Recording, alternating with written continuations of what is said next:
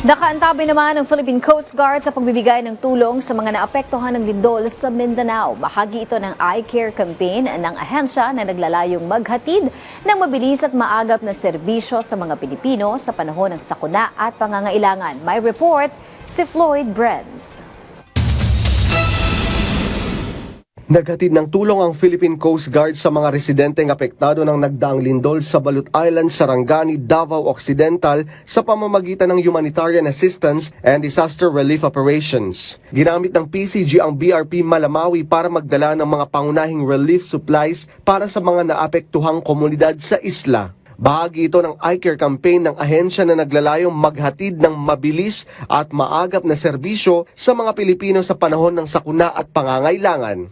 Dumaong din sa Port of General Santos ang BRP Corregidor ng Philippine Coast Guard na may dalang humigit kumulang 200 toneladang relief supplies para sa mga apektado ng malakas na lindol sa Mindanao. Bahagi ito ng pinaigting na Humanitarian Assistance and Disaster Response Operations sa ilalim ng pamumuno ni Commandant Admiral Ronnie Hill Gavan.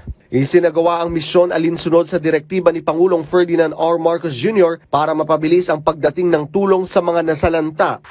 Samantala, mahigit 1,000 family food packs ang naihatid ng Department of Social Welfare and Development, katuwang ang Philippine Coast Guard at iba pang ahensya ng gobyerno sa bayan ng Glan, Sarangani. Tulong-tulong ang mga tauhan ng mga ahensya sa pagkakarga at paghatid ng pagkain, inuming tubig at family tents para sa mga residenteng apektado ng nagdaang lindol. Bahagi ito ng I-Care program ng Philippine Coast Guard na nagtataguyod ng mabilis na pagtugon at pagbangon ng mga apektadong pamilya.